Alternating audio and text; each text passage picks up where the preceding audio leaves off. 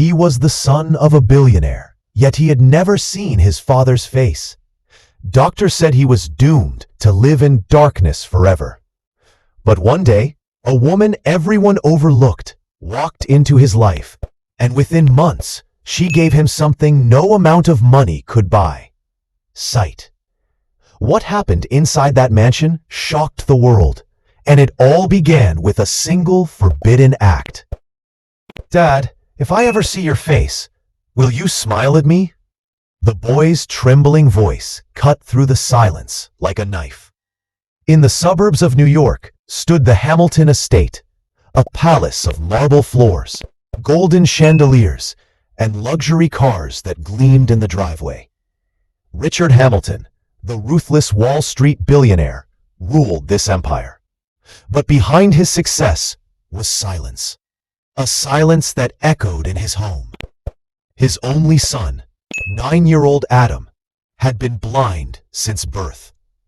Doctors, hospitals, miracle workers, Richard had tried them all.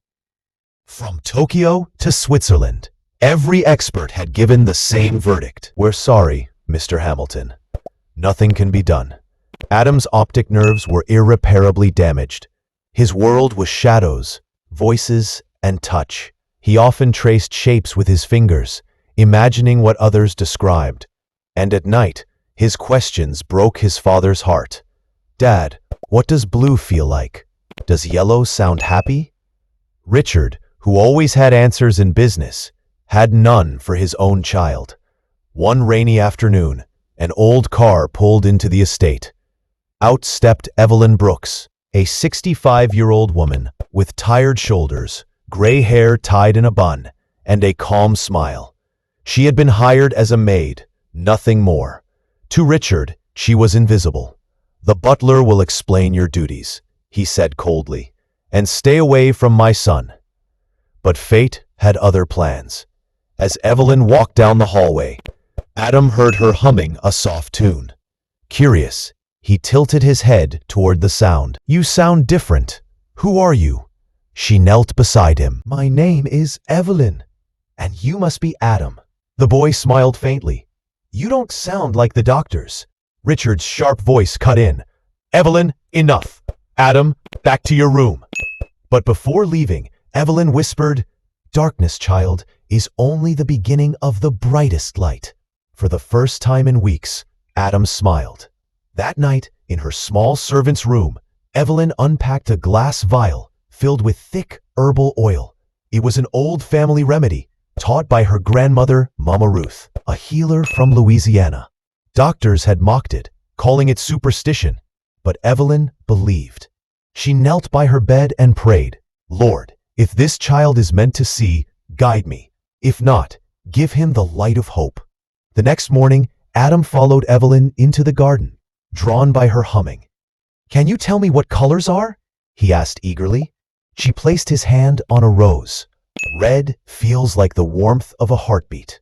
She lifted his face to the sun. "Yellow is what you feel right now. Warm, bright, alive." Adam laughed, spinning in joy. Then Evelyn dared something forbidden. She rubbed a drop of Mama Ruth's oil on his eyelids, whispering a prayer. Moments later, Adam gasped. "I saw something! Just for a second, a spark of light!" Evelyn's hands trembled. It had begun. When Richard found out, he was furious. "You think you can cure him with some folk trick? Stop filling his head with false hope." But Adam grabbed his father's hand, pleading, "Dad, I saw light. I really did." For the first time, Richard's certainty cracked. He called in Dr. Samantha Wells, one of the best neurologists in New York.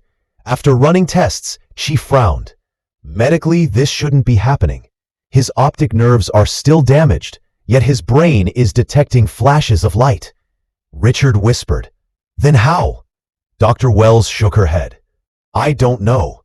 Adam grinned, pointing toward Evelyn. "She showed me light." Richard's pride burned. Could a maid succeed where billions had failed? Over the following weeks, Adam's vision strengthened. First, he saw shadows, then outlines, then colors. "The grass is green," he shouted one afternoon. "The sky, it's blue." For the first time, Richard's mansion rang with laughter. Yet inside, Richard battled jealousy. He had spent millions, but it was Evelyn's faith that changed his son's world. On Adam's 10th birthday, the mansion was filled with guests. A giant cake stood ready. "Dad," Adam whispered, "can I blow the candles out without the blindfold?" The room froze. Evelyn silently prayed, clutching the vial in her pocket. Adam removed the cloth from his eyes. His pupils widened, and then he shouted, "I see! Dad, I can see the candles!" The room erupted. Guests gasped. Richard dropped to his knees, tears streaming down his face. Evelyn covered her mouth, overwhelmed with joy. The impossible had happened. From that day on, Adam's world was transformed. He ran through the gardens, painted the sunrise, and hugged his father tightly. "Dad, you're smiling! I can finally see it!" Richard changed too.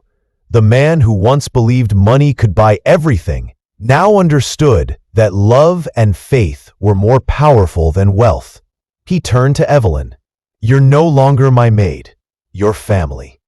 Evelyn, wiping her tears, replied softly, "All I ever wanted was to see this boy smile." Months later, Adam stood on stage at his school. His classmates waited as he began his speech. "I was born blind. Doctors said I would never see, but one woman taught me that sometimes love and faith are stronger than science. We all face darkness in life, but if we hold on to hope, kindness, and courage, we can always find the light." The audience clapped thunderously. Evelyn wept in the front row. Richard placed his hand on his chest, his pride no longer in his wealth, but in his son's words. And so the story spread far beyond the mansion. Reporters called it a miracle, but Adam knew the truth. His sight had been restored not by money or fame, but by a woman the world overlooked, a woman who believed when no one else did. And that was the real miracle. Sometimes the greatest light comes from the most unexpected places, and sometimes the people we least expect are the ones who save us.